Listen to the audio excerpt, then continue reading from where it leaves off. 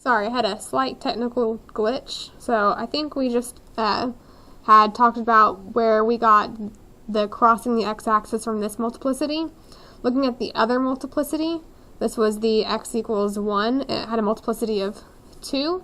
So it was just going to touch my x-axis. That means it's doing a touch and turn.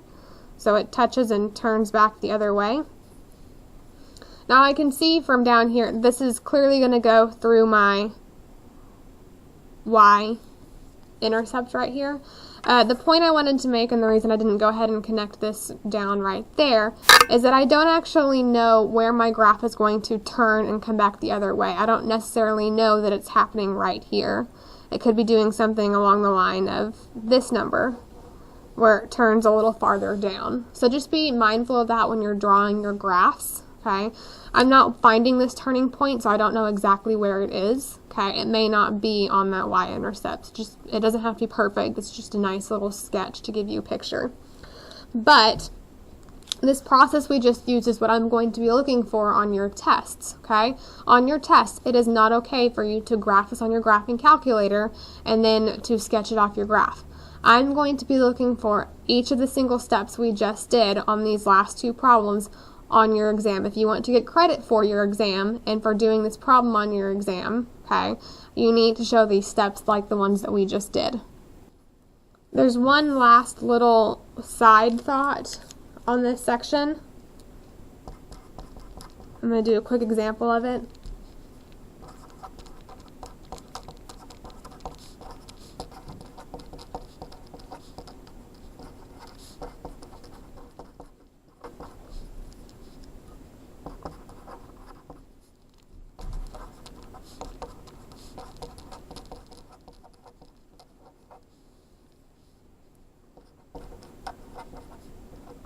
So construct the polynomial function that has the following zeros.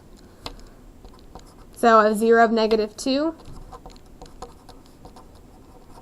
with multiplicity 1 and 3 with multiplicity 2. So just a minute ago I was taking a function and finding this information. Now I can take this information and put it back into a function.